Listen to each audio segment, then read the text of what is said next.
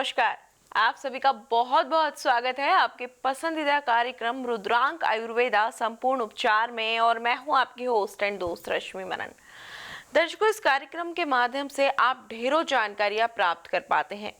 आप ये जान पाते हैं कि किस प्रकार से यदि बहुत सारी बीमारियां आपको आकर घेर लेती हैं तो कैसे उन बीमारियों से बचा जा सकता है, खासकर आयुर्वेद के माध्यम से। क्योंकि आयुर्वेद एक ऐसा वेद है, यदि इसके बारे में आपको जानकारी प्राप्त हो गई तो किसी भी प्रकार का कोई भी रोग कभी आपके आसपास भी नहीं भटक सकता। बशर्ते आपको पूर्ण रूप से जानकारी होनी चाहिए कि आयुर्वेद क्या है, किस तरीके से इसकी दवाइयों का सेवन किया जाए, कौन सी दवाई हमारे लिए लाभकारी है और किस तरीके से हम खुद को स्वस्थ कर सकते हैं। और यही सब जानकारियां आप तक पहुंचाते हैं मिस्टर भानु कौशिक जी, जो आज एक बार फिर से हमारे साथ स्टूडियो में मौजूद हैं आपका मार्गदर्शन करने के लिए, आप तक सटीक जानकारियां पहुंचाने के लिए, और खासकर कैंसर जैसी भयावह बीमारी से कैसे बचा जाए ये आपको बताने के लिए। तो आइए इनका स्वागत करते हैं। सर, आपका बहुत बहुत स्वागत है। Thank you madam. तो दर्शकों, यदि आप भी किसी बीमारी से ग्रसित हैं, स्वस्थ होना चाहते हैं, रुद्रांक आयुर्वेदा के माध्यम से संपूर्ण उपचार प्राप्त करना चाहते हैं, तो आप भी नंबरों पर संपर्क कर सकते हैं। नंबर लगातार आपकी टीवी स्क्रीन पर दिखाए जा रहे हैं। यदि आपको ऐसा लगता है आप लगातार ट्रीटमेंट करवाते जा रहे हैं लेकिन उसका कोई फायदा नहीं है, लगातार दवाइयों का सेवन करते जा रहे हैं लेकिन दवाइयों का कोई असर नहीं हो रहा है, या फिर लंबी लंबी लाइनों में लग जाते हैं, या फिर डॉक्टर के यहाँ जाकर चक्कर लगाते रहते हैं लेकिन फिर भी अस्वस्थ हैं, तो आप जरूर इन नंबरों पर संपर्क करें और स्वस्थ शरीर निरोगी काया की प्राप्ति करें। मात्र एक कॉल के माध्यम से। नंबर लगातार आपकी टीवी स्क्रीन पर दिखाए जा रहे हैं। आप इन नंबरों पर संपर्क करके किमगो सिरप भी मंगा सकते हैं, जिसके सेवन के बाद आपकी तमाम प्रकार की बीमारियां आपसे कोसों दूर हो जाती हैं। यानी कि हम ये बात कह सकते हैं कि रोग अनेक और समाधान एक, इलाज एक। किमगो सिरप, जिसके सेवन के बाद आप एकदम स्वस्थ हो जाते हैं। चाहे आपका इम्यून सिस्टम वीक है तो वो स्ट्रांग हो जाता है, कैंसर जैसी बीमारी से आप बच पाते हैं, बीपी की प्रॉब्लम हो, हेयर फॉल की या फिर कोई समस्या है, स्किन रिलेटेड कोई प्रॉब्लम है, तो तमाम प्रकार की समस्याओं का निवारण आप इन नंबरों पर कॉल करके प्राप्त कर सकते हैं। नंबर आपकी टीवी स्क्रीन पर लगातार दिखाए जा रहे हैं। तो सर, आज हम लोग चर्चा करेंगे, पिछले एपिसोड्स में बहुत सारी जानकारियां आपने हमारे दर्शकों को दी। लाइफस्टाइल कैसे चेंज करें, किन चीज़ों का ध्यान रखें, कैसे बीमारियों से बचें, क्या हमें करना चाहिए, क्या नहीं करना चाहिए।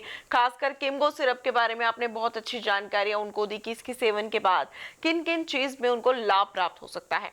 आज भी हम कुछ सिरप के बारे में बातें करेंगे, कैंसर के बारे में बातें करेंगे, लेकिन अगर हम बात करें खान पान की, जो बहुत ज़्यादा महत्वपूर्ण होता है, हर इंसान के लिए ज़रूरी होता है। हर कोई भोजन करता है, यदि भोजन नहीं करेगा तो जीवन कैसे यापन करेगा, जीवन कैसे जिएगा। एक बहुत ही ज़्यादा महत्वपूर्ण, हाँ कह सकते हैं, हमारी लाइफ का पार्ट है, जिसके बिना जीवन एकदम बेकार है। तो भोजन के बारे में अगर हम बात करें तो शुद्ध चीज़ें आज के टाइम में बहुत ज़्यादा कम मिलती हैं, और ज़रूरी होता है कि हम शुद्ध चीज़ों का ही सेवन करें यदि हम स्वस्थ रहना चाहते हैं, अन्यथा तमाम प्रकार के रोग आकर लोगों को घेर लेते हैं। तो आपका क्या कहना है इस बारे में? क्योंकि आजकल देखा जाता है कि शुद्ध चीज़ें नहीं मिलती, मिलावटी सामान मिलता है। फलों की बात करें तो इंजेक्शन से पकाए गए होते हैं, सब्जियां भी इंजेक्शन से पकाई गई होती हैं, दालें, अनाज, इनमें मिलावट आती है। तो आप क्या कहना चाहेंगे इस बारे में? देखिए, सबसे पहले तो मैं अपने दर्शकों का बहुत बहुत धन्यवाद करना चाहूँगा इस कार्यक्रम के माध्यम से, जो इतनी जानकारी प्राप्त करते हैं, इस सिरप के बारे में इतनी जानकारी प्राप्त करते हैं, और चैनल का बहुत बहुत धन्यवाद करना चाहूँगा जो आप हमें मुझे आमंत्रित करते हैं अपने दर्शकों को सारी चीज़ें, ये सारी जानकारी पहुँचाने में आप मेरी मदद करते हैं। मैं दर्शकों से कहना चाहूँगा कि आजकल खान पान एक बहुत बड़ा मुद्दा है, जो कैंसर की तरह ही एक बहुत बड़ा मुद्दा है। पर कैंसर एक वजह है मौत की, इसलिए लोग इस पे बहुत ज़्यादा ध्यान दे रहे हैं। पर जो हमारा खान पान का मुद्दा है, ये मौत की वजह नहीं है, क्योंकि लोगों को समझ में नहीं आ रहा कि धीरे धीरे स्लो पॉइजन का काम करती है और इस पे हमारा ध्यान नहीं जाता है। जिस तरह आमतौर पे हम ये देखते हैं कि हमें घर से बाहर हैं, कहीं भूख लगी, किसी ऐसे टाइम पर भूख लगी, या हमारे पास अपना घर का कोई खाना नहीं है, या कोई इस तरह की चीज़ हमारे पास नहीं है, तो हमने बाहर कुछ खा लिया, या किसी रेडी से, या कहीं किसी भी जगह पर हमने बाहर कुछ खा लिया, तो उससे हमें कहीं फूड पॉइजनिंग हो गई, या नहीं भी हुई तो धीरे धीरे उस खाने ने भी हमारे लिए शरीर में जाकर धीरे धीरे स्लो पॉइजन का काम किया, जो हमें एकदम से मालूम नहीं पड़ता। लॉन्ग टाइम में जाकर, बहुत लंबे समय में जाकर हमें मालूम पड़ता है कि धीरे धीरे शरीर में कोई ना कोई बीमारी पनपनी शुरू हो गई। हालांकि मैंने पिछले एपिसोड में बताया था कि कुदरत ने शरीर बहुत ही एक अद्भुत, बहुत ही गजब की एक ऐसा चमत्कार बनाया है हमारा जो मनुष्य शरीर है कि व्यक्ति इसमें कुछ भी डालता है तो शरीर उसको पचा लेता है। पर लगातार कोई भी गलत चीज़ अगर शरीर में जाएगी तो शरीर आखिरकार शरीर है, धीरे धीरे कहीं ना कहीं जाकर शरीर भी अपना जो है जवाब देने लगता है, कहीं ना कहीं जाकर शरीर भी हार मानने लगता है। तो उन सब चीज़ों के पीछे वजह क्या है, जैसे कि हम रोज़मर्रा की ज़िंदगी में ये चीज़ नहीं ध्यान देते हैं कि जो हम सब्जियां खा रहे हैं, जो हम फल खा रहे हैं, क्या वो ठीक है, क्या हमारे लिए खाने लायक है, क्या वो वाकई जो हमें बाज़ार से चीज़ मिल रही है जिसमें चमक भी है, हरी भरी भी है, हष्ट पुष्ट भी है, मोटी तगड़ी भी है, मोटी ताज़ी भी है, फल भी हैं, सब्जियां भी हैं, क्या ये खाने लायक है? तो दोस्तों मैं बताना चाहूँगा कि आजकल का जो वातावरण है वो वातावरण कुछ इस तरह से है कि कुदरती चीज़ें पनप नहीं पाती हैं। उसको हर चीज़ को बाज़ार में बेचने के लिए खूबसूरत बनाया जाता है, चाहे मसालों से पकाया जाए, चाहे इंजेक्शनों से पकाया जाए या केमिकल द्वारा पकाया जाए। तो ये एक अपने आप में बहुत बड़ा फैक्टर है, बहुत बड़ा फैक्टर है कि हम लोग उस पेट भरने के लिए उन सब्जियों को, उन फलों को लेके आते हैं, खाते हैं, अपने बच्चों को खिलाते हैं और ये सोचते हैं कि हमने अपना पेट भर लिया, आज का दिन हमारा बीत गया, कल फिर सब्जी लाएंगे, फिर पकाएंगे, खाएंगे। तो मेरा दोस्तों से आप सबसे ये कहना है कि देखिए, एक बाज़ार है, वो बाज़ार के हिसाब से चलेगा, पर हमें अपने हिसाब से चलना है, हमें अपना ध्यान रखना है, अपने आप को देखना है, जिसके लिए मैं और भी आज के इस कार्यक्रम में बहुत सारी चीज़ें आपसे आज डिस्कस करूँगा। तो मेरा सिर्फ आपसे ये कहना है कि खान पान पे आपने विशेष ध्यान रखना है। जी बिल्कुल, आपने सही कहा कि खान पान पर विशेष ध्यान रखें। जिस प्रकार से आप रुद्रांक आयुर्वेदा के ऑनर भी हैं, तो आपके ऊपर तो बहुत सारी रिस्पॉन्सिबिलिटीज भी हैं कि लोग जल्द से जल्द स्वस्थ हो जाएं और इस दवाई का सेवन करने के बाद खुद के तमाम प्रकार के रोगों से मुक्ति पालें।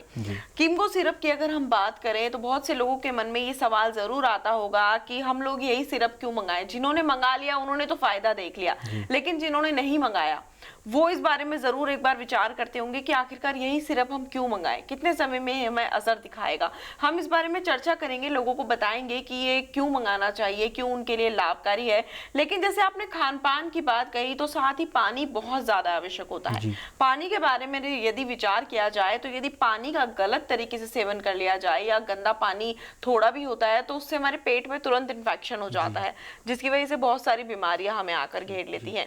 तो आपके हिसाब से पानी का सेवन करते हुए किन चीजों का ध्यान रखना चाहिए और जो खासकर पानी है उसके बारे में आप क्या कहना चाहेंगे? पानी का सेवन करने से पहले हम लोग किन चीजों का ध्यान रखें, कैसे पानी का सेवन करें, किस तरीके से, मतलब मैं चाहूंगी इस पर थोड़ा प्रकाश डालें आप।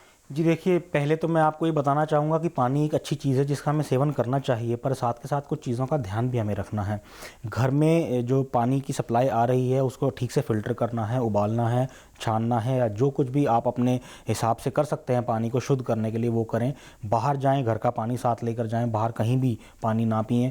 और घर का पानी जो आप हमारे पास जो आ रहा है उसको फ़िल्टर करके एक अच्छी जगह, एक अच्छी मात्रा में उसको स्टोर कर लें, एक अपने पास उसको जमा कर लें और उसको समय अनुसार पी कर ख़त्म भी कर दें या इस्तेमाल कर ख़त्म भी कर लें। ज़्यादा लंबे समय तक पानी को बचा कर ना रखें, कहीं स्टोर करके या कहीं कैद करके ना रखें। दूसरी बात मैं आपको ये बताना चाहूँगा कि बहुत सी ऐसी जगहें हैं जहाँ पर जो पानी है वो सीधा नदी से नहीं आता। बहुत सारी जगहों पर पानी रिसाइकल किया हुआ आता है। उसको गंदे पानी को कई बार छानने का तरीका अपनाया जाता है, उसके बाद वो हमारे घरों में सप्लाई किया जाता है उस पानी को। तो उस केस में मैं ये कहना चाहूँगा, देखिए जैसे हम सब लोग जानते हैं बहुत सारी फैक्ट्रीज़ हैं, इंडस्ट्रीज़ हैं जिनका गंदा केमिकल है वो कई बार ये देखा जाता है कि वो नालों में नहीं नदियों में डाला जाता है, और कई बार नालों में भी डाला जाता है, नाले भी जाकर नदियों में ही मिलते हैं। तो मेरा इसमें ये कहना है कि देखिए नाले के आप सभी लोग जानते हैं बहुत सारी जगहों पर नाले के नज़दीक भी सब्जियां उगाई जाती हैं। हालांकि नाले से लोगों का जो फ़ायदा है वो खाद उनको मिल जाती है, पर नाले के अंदर जो गंदे केमिकल पीछे से इंडस्ट्रीज से या फैक्ट्री से चले आ रहे हैं, वो जो चीज़ उसमें सब्जियों में पनप रही है, जो पानी हमारे को पीने को मिल रहा है नदियों से या रिसाइकल रिसाइकल किया हुआ जो पानी हमारे पास आ रहा है उसमें भी कहीं ना कहीं वो केमिकल गंदे मिले आ रहे हैं। आप ये देखिए जिस जगह केमिकल छोड़े जाते हैं उस जगह नदी नालों में कोई जीव जंतु भी नहीं पनपता है। आपने देखा होगा, ये मैं नहीं कह रहा, ये आप सबकी उचित और शुभ जानकारी इतनी होगी, आपको मालूम होगा कि जिस जगह आसपास फैक्ट्रीज़ होती हैं, जहाँ पर इंडस्ट्रीज़ होती हैं, जहाँ के केमिकल रिलीज़ होते हैं, नदियों में आते हैं और वो या नालों में जाते हैं, तो वहाँ पर आपने देखा होगा कि वहाँ का पानी भी बहुत गंदा हो जाता है और वो पीने के योग्य भी नहीं बचता। उसको आप कितना भी फ़िल्टर कर लें, कितना भी उसको छान लें, कहीं ना कहीं उनके वो गंदे कण उसमें बच जाते हैं। कहीं ना कहीं वो जो नुकसान आपके शरीर को पानी द्वारा हो रहा है वो भी अपने आप में एक कारण बन जाता है कि आपको कहीं कैंसर ना हो जाए। वो भी क्योंकि देखिए बहुत सारी चीज़ें ऐसी हैं जो शरीर नहीं झेल पाता है। तो उन सब चीज़ों के चलते मैं बस यही कहना चाहूँगा कि पानी का जितना ज़्यादा हो सके आप अच्छे से छान लें।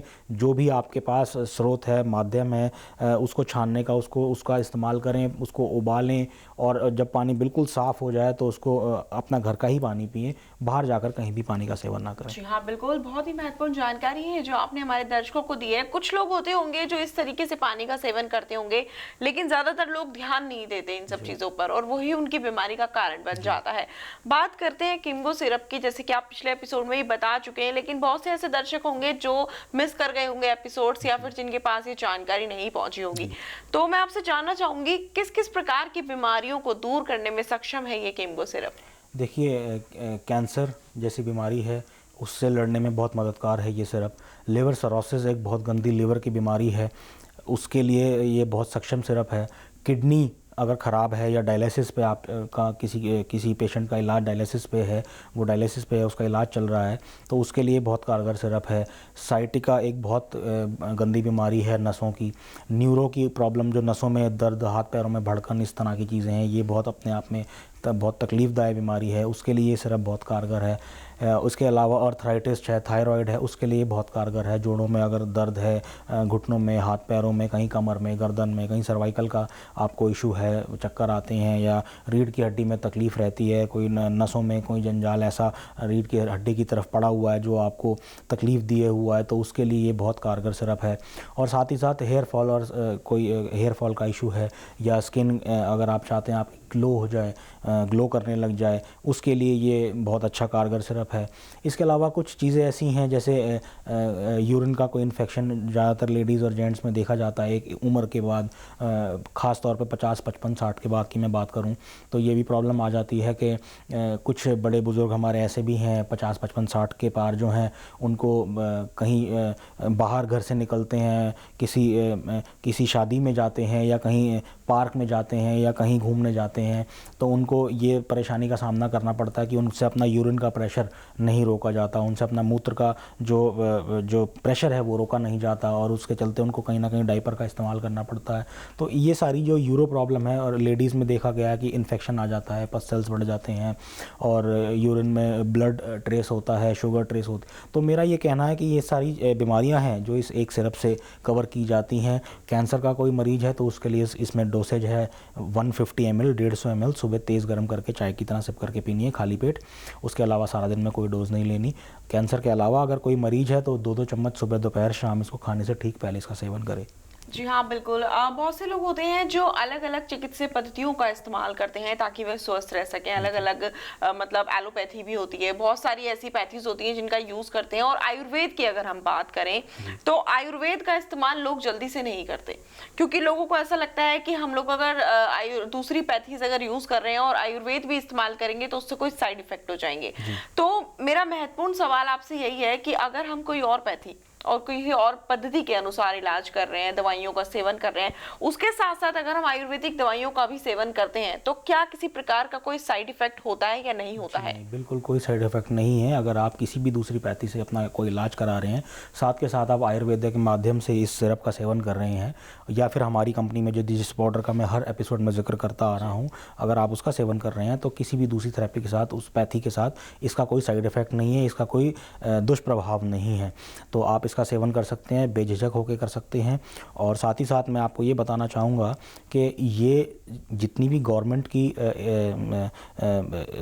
एजेंसी हैं, जितनी भी गवर्नमेंट डिपार्टमेंट है जहाँ से एक दवा को प्रमाण चाहिए होता है, एक ऑथेंटिसिटी चाहिए होती है मार्केट में आकर, बाज़ार में आकर लोगों तक पहुँचने के लिए, वो सारी चीज़ें, वो हर चीज़, वो सारे अप्रूवल, वो सारे प्रमाण इस दवा के पास हैं। जी हाँ, ये तो बहुत ही अच्छी बात है। तो इससे लोगों का ट्रस्ट भी इसके ऊपर ज्यादा बनता होगा और लोग जैसे कि इसको यूज भी करते हैं और बताते भी हैं कि कितने अच्छे तरीके से रिजल्ट उनके सामने आए हैं। इसका सेवन करने के बाद बड़ी सारी बीमारियां कंट्रोल हो गई हैं, हेयर फॉल रुक गया है, खासकर स्किन रिलेटेड प्रॉब्लम्स में बहुत ज्यादा फायदेमंद साबित हुआ है ये सिरप। और कैंसर की बीमारी के लिए तो कह सकते हैं कि रामबाण इलाज एक तरीके से इसको कह सकते हैं। कहते हैं कि कंट्रोल कर लेता है पूरी तरीके से ये, यदि समय रहते, कहते भी हैं किसी बीमारी का पता लग जाए और समय रहते उसका इलाज कर लिया जाए तो उसको रोकने में हमें अपना प्रयास करना चाहिए, बाकी तो सब ईश्वर के हाथ में है। तो ये सक्षम भी साबित हुआ है जिस तरीके से। एक चीज और मैं आपसे जानना चाहूंगी, अगर हम आयुर्वेद की बात करें, ये बहुत पुराना वेद है, बहुत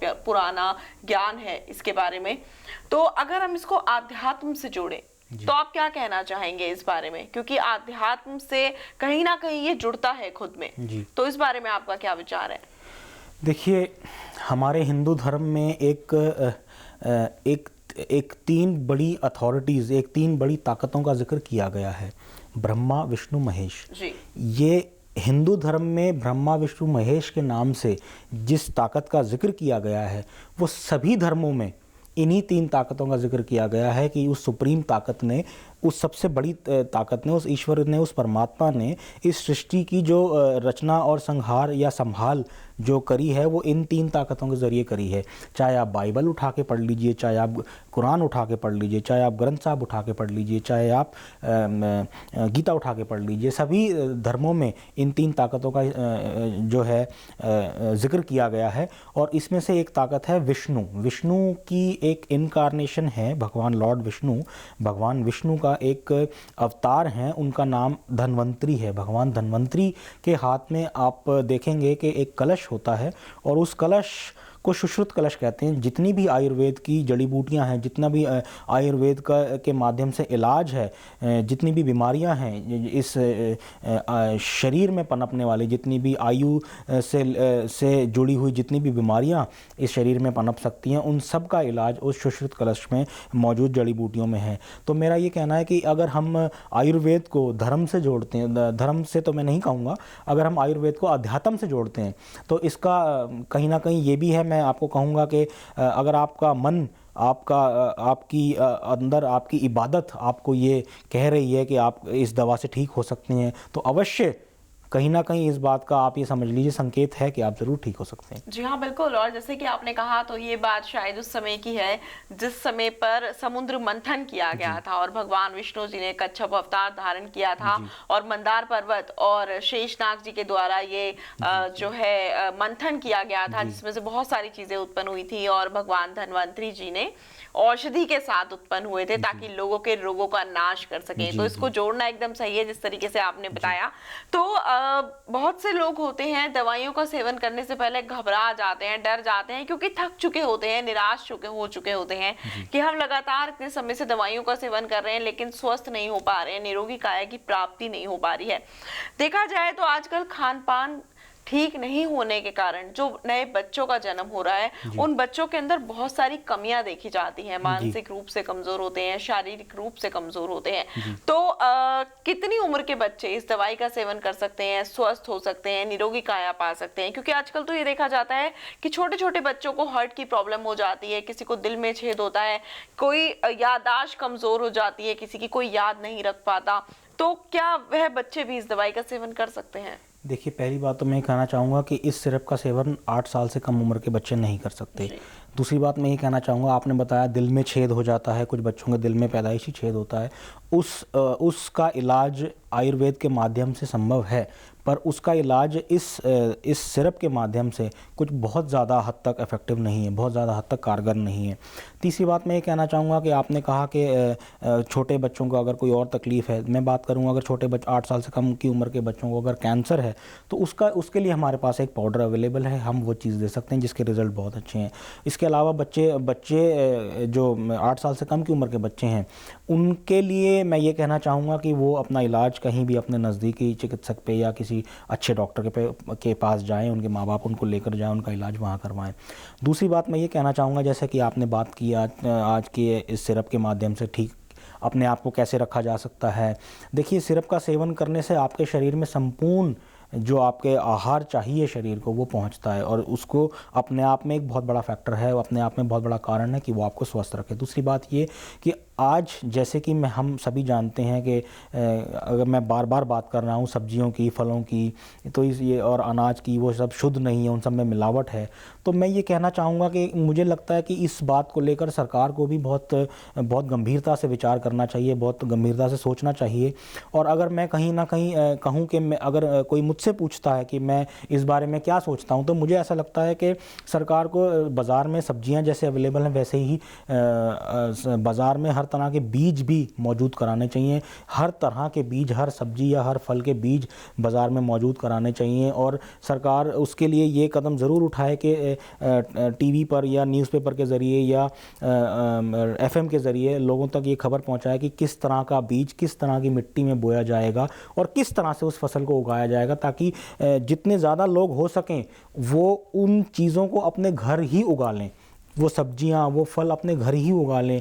कुछ जगहों का अपने घर में थोड़ा सा एक ऐसी जगह बना लें जहाँ पर वो कर पाएँ, अपनी बालकनी में या अपनी छत पर या कहीं पर भी इस तरह से मिट्टी का कोई ऐसा हौद सा बनवा कर वहाँ पर वो सब्जियां उगाने की कोशिश करें और फ्रूट उगाने की कोशिश करें और उसी का सेवन अपने घर के लिए करें। अगर हम बात करें कि अगर कोई ये कहता है कि इससे तो जो सब्जियों का व्यापार है उसमें भी बहुत फ़र्क आएगा, देखिए व्यापार तब्दील होने में ज़्यादा समय नहीं लगता है। थोड़ी सी शुरुआत में दिक्कत होती है, जैसे कि हम देखते आ रहे हैं कि किसी भी चीज़ की शुरुआत आज अगर सरकार कर रही है तो उसका जनता को बहुत तकलीफ भी उठानी पड़ रही है उसमें। तो मैं ये कहना चाहूँगा कि अगर व्यापार सब्जियों का ना कर उनके बीजों का किया जाए तो वो भी एक अच्छा व्यापार है, उसमें भी कोई कमी नहीं है, कोई बुराई नहीं है। और मैं ये समझता हूँ कि अगर आज किसी ने बीज खरीदा तो आज तो वो कम से कम उस बीज को सब्जी बनाकर खा नहीं पाएगा, उसको समय लगेगा उस चीज़ को सब्जी बनाने में या फल बनाने में और उसका सेवन करने में। और उसमें जो आप पानी का इस्तेमाल करें वो अपने घर का शुद्ध पानी इस्तेमाल करें, तो कोई गंदा नाले का या कहीं ऐसी जगह का पानी ना इस्तेमाल करें जो अपने आप में जिसमें केमिकल मिला हुआ हो। उसमें अच्छी खाद का इस्तेमाल करें उसका, क्योंकि अगर हम अपने लिए ही सब्जी या फल बो रहे हैं तो हम उसमें कहीं ना कहीं उसको इस तरह से ढक सकते हैं कि उसमें कोई दूसरा कीड़ करकट ना लग जाए, ताकि हम उसको अपने सेवन के लिए बचा कर रख सकें और उसका इस्तेमाल कर सकें। और रही बात जहाँ तक पानी की, तो मैं उसमें ये कहूँगा कि मुझे ऐसा लगता है कि मेरा अपना ये निजी ये मेरा विचार है कि मुझे लगता है कि सरकार इस बात में थोड़ा सा और विचार करे कि जितनी भी ये इस तरह की फैक्ट्री या इंडस्ट्री हैं जो गंदा केमिकल छोड़ती हैं उनके लिए कोई अलग कोई स्रोत बनवाया जाए या फिर उनके कोई अलग नाले बनवाए जाएं और उनकी जो ड्रेन है, उनका जो भाव है वो किसी ऐसी जगह ले जाया जाए जो नदियों से अलग हटके हो, ताकि नदी हमारी साफ सुथरी रह सके। जी हाँ, बिल्कुल, बहुत ही अच्छा विचार है आपका, क्योंकि इतनी आसानी से, इतनी जल्दी से कोई सोचता नहीं है, हर कोई अपने फायदे के बारे में ही सोचता है। लोगों के बारे में जो सोचे ऐसे लोग बहुत कम होते हैं, और जिस प्रकार से आप सोचते हैं तो उसके बारे में जितनी तारीफ की जाए उतनी कम है। 8 साल से कम उम्र के बच्चों की तो बात हो गई, आपने बताया कि वह इसका सेवन नहीं कर सकते। जिस प्रकार से आपने एक बात और कही कि जिस तरीके से इस समय हर चीज मिलावटी आ रही है, कुछ भी पोषक तत्व जो भी होते हैं उनसे हमारी बॉडी को वो सब चीजें नहीं मिल पाती हैं, यानी कि पोषक तत्वों की भी कमी हो जाती है हमारी बॉडी के अंदर। बहुत सारी चीजें ऐसी होती हैं जो बॉडी के लिए जरूरी होती हैं लेकिन नहीं मिल पाती हैं। बहुत से बच्चे ऐसे होते हैं जो खाने पीने पर ही ध्यान नहीं देते, चिड़चिड़ करते हैं, मम्मी उनकी कहती रहती है खा लो, ये खा लो, वो खा लो, लेकिन नहीं, बाहर का खाना ज़्यादा पसंद है, चिप्स खा लेते हैं, बिस्किट खा लेते हैं, कोल्ड ड्रिंक पीते हैं, लेकिन जो उनके लिए ज़रूरी है वो नहीं खाते। फिर जिस उम्र में उनके लिए खान पान ज़रूरी होता है, बढ़ने की उम्र होती है, शरीर के लिए बहुत ज़्यादा महत्वपूर्ण एक उम्र होती है हर चीज़ की, अगर वह बच्चे किसी चीज की कमी रह जाए और इसका सेवन करें, तो क्या वो सारी कमियां इसके माध्यम से पूरी हो सकती हैं? बिल्कुल, 8 साल से उम्र जिनकी ज़्यादा है, जो 8 साल से ज़्यादा उम्र के बच्चे हैं वो इसका सेवन कर सकते हैं। उससे उनको बहुत हर चीज़ में माँ बाप, देखिए माँ बाप बच्चों को बड़ी बारीकी से हर चीज़ उनकी देखते हैं कि उनका शरीर में कितना फ़र्क आ रहा है, या उनके हरकतों में, उनकी एक्टिविटी में कितना फ़र्क आ रहा है, वो कितने स्वस्थ हो रहे हैं। माँ बाप अपने बच्चों की एक एक चीज़ बारीकी से देखते हैं, नोट करते हैं, ऑब्जर्व करते हैं। तो मेरा ये कहना है कि वो उसको हेल्थ टॉनिक के रूप में ये सिरप बच्चों को दिया जा सकता है। हाइट में भी ज़रूर फ़र्क पड़ेगा, हेल्थ में भी ज़रूर फ़र्क पड़ेगा, कदकाठी में भी, और अच्छे स्वास्थ्य में भी, उनके शरीर में भी फ़र्क पड़ेगा। और ये बहुत अच्छा सिरप है बच्चों के लिए 8 साल से उम्र जिनकी ज़्यादा है। जी बिल्कुल, कह सकते हैं कि फायदेमंद साबित हो सकता है। तो बिल्कुल, जितने भी पेरेंट्स हैं अपने बच्चों को लेकर परेशान हैं, सोचते हैं कि बच्चे हमारे खाना नहीं खाते हैं, अब उनकी बॉडी के अंदर वो सब चीजें नहीं हो पाएंगी जो उनके लिए महत्वपूर्ण है, आवश्यक है, क्योंकि बॉडी को जरूरत होती है हर चीज की हर मात्रा में पूर्ण रूप से उनके शरीर के अंदर जो है उपस्थिति होनी चाहिए। यानी कि कह सकते हैं कि अगर दालें हमारे लिए जरूरी हैं, सब्जियां हमारे लिए जरूरी हैं, फ्रूट्स हमारे लिए जरूरी हैं, दूध हमारे लिए जरूरी है, बहुत से बच्चे होते हैं कि इन सब चीजों का सेवन नहीं करते, कुछ खाते हैं कुछ नहीं खाते, फिर शरीर के अंदर कमियां हो जाती हैं जिसकी वजह से हेल्दी भी नहीं होते बच्चे, या फिर कहें कि याददाश्त कमजोर हो जाती है, आईसाइट वीक हो जाती है, या फिर कोई ना कोई शरीर के अंदर ऐसी कमी हो जाती है जिसके कारण पेरेंट्स बहुत ज्यादा परेशान हो जाते हैं। तो यदि आपके बच्चे भी खाना खाने के लिए तैयार नहीं होते हैं, बाहर का खान पान ज्यादा पसंद करते हैं, तो आप उनके लिए सिरप मंगा सकते हैं, इसका सेवन करवा सकते हैं, जिससे कि उनके शरीर के लिए जिन चीजों की आवश्यकता है वो सारी पूर्ति ये सिरप कर देता है। तो इसको अवश्य मंगाएं, नंबर लगातार आपकी टीवी स्क्रीन पर दिखाए जा रहे हैं। तो सर, जैसे कि अगर हम बात करें रिजल्ट्स की, तो अभी तक आपके पास कैसे रिजल्ट्स आ रहे हैं इस सिरप को लेकर? जैसे आप बताते हैं बड़े सारे डॉक्टर्स रिकमेंड करते हैं कि इस सिरप का सेवन करें, तो क्या रिजल्ट्स अभी तक देखने के लिए मिले हैं आपको? देखिए, हर एक बीमारी में, कैंसर में, लिवर सरोसिस में, किडनी डिसऑर्डर में, या यूरिनल इन्फेक्शन में, या मैं बात करूं साइटिका की, या मैं बात करूं आर्थराइटिस की, या मैं बात करूं थायराइड की, सभी तरह के मरीजों ने इस दवा का सेवन किया है, सिरप का सेवन किया है, और सभी को ही बहुत अच्छे रिजल्ट रहे हैं, बहुत अच्छे उनकी ग्रोथ हुई है, बहुत अच्छी उनकी रिकवरी हुई है। जितने भी इंग्रेडिएंट इस सिरप के अंदर मौजूद हैं, जितनी भी औषधियाँ और जड़ी बूटियाँ इस सिरप के अंदर मौजूद हैं, वो बहुत ही कारगर साबित हुई हैं इन सभी बीमारियों से लड़ने में, और उनको स्वस्थ बनाने में, और उनको ठीक करने में। बहुत अच्छे रिजल्ट भी रहे हैं। बहुत मरीज ऐसे भी हैं जो बिल्कुल ठीक हो गए हैं, जो पहले मरीज थे आज वो बिल्कुल स्वस्थ हैं।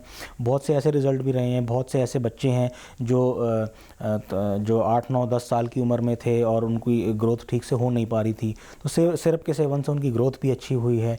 बहुत अच्छे रिजल्ट रहे हैं। और बहुत सारे डॉक्टर्स ऐसे हैं जिनके पास हम कभी नहीं गए, पर उन्होंने खुद हमसे संपर्क किया है इस सिरप के बारे में जानकारी प्राप्त करने के लिए, और आज उनके मरीजों को भी जब ये सिरप पिलाया गया तो बहुत अच्छे से हर जगह इसके रिजल्ट बहुत अच्छे सुनने को मिले। जी बिल्कुल, बहुत अच्छी बात है, और हमें भी बहुत ज़्यादा खुशी होती है कि आपकी मेहनत भी सफल हुई है। जिस प्रकार से आप ऑनर हैं रुद्रांक आयुर्वेदा के, तो आपके कंधों पर कह सकते हैं कि रिस्पॉन्सिबिलिटीज का भार बहुत ज़्यादा है।